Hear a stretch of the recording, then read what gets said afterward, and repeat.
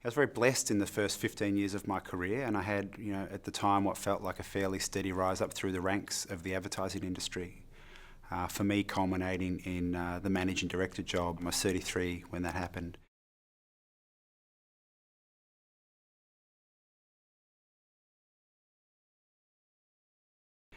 And for me, that was a dream. I couldn't even say that's a dream come true, because when I was starting out in the business, I never had an expectation that that was something that was even available to me. So there I was, the divisional manager of the Nivea skincare business in Melbourne, with really just a few direct reports, largely marketing.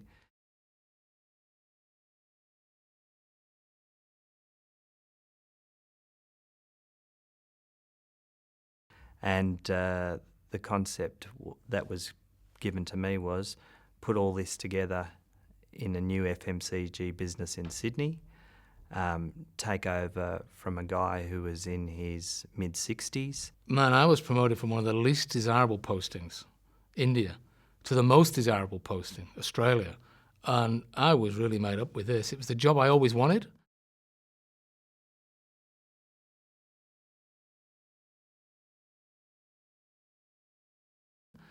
Something that I'd worked for all my time. And I was looking forward to coming down to Australia to doing some of the stuff that I really believed in, some of the out-of-the-box stuff, getting away from that strict command and control culture that had been at head office. Here's a chance to change things. Getting the big job, if you will, was super, felt very gratifying, at the same time scary as hell.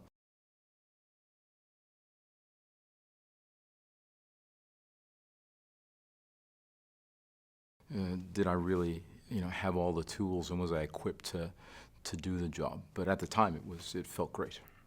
Really the most exciting career prospect I've ever had.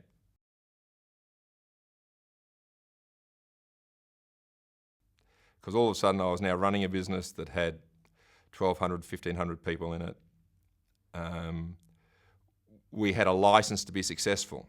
I joined as the finance director, and there had been the potential, I was told during the interview process, that at some stage in the future there could be the opportunity to be the managing director, and told how previous finance directors had been promoted through the organisation.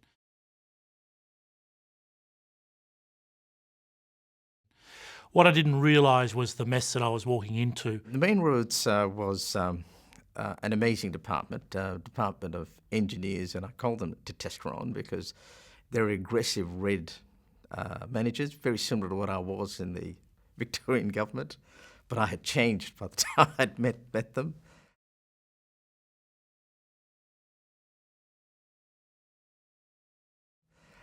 And to me, it was a great challenge to have an MBA qualified Director General as opposed to an engineer, and that was a shock to them in itself.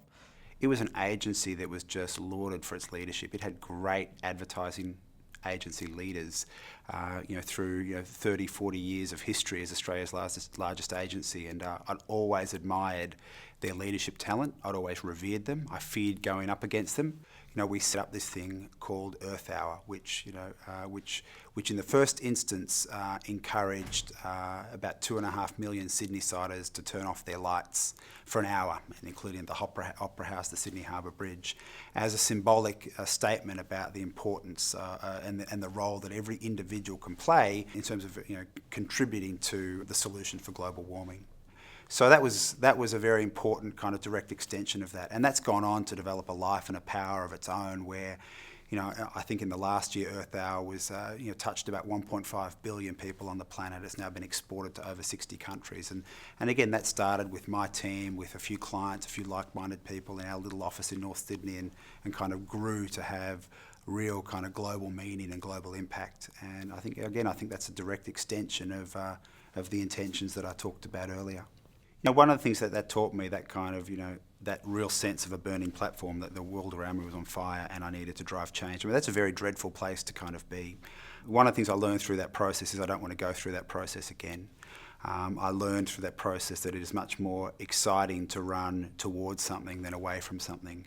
And so I think for me, and through that I learned the importance of, while maybe it was the crisis I was going through that got me going, what sustained me and moving forward was when I quickly started to move to a vision and a purpose for what I wanted the future to look like for our organisation, what I wanted the values of our organisation to be, what I wanted my world to look like, what I wanted my leadership impact to be. So very quickly I moved to having a view of an ideal state, and that for me was much more exciting, motivating, empowering than this idea that I've got to change because I'm scared.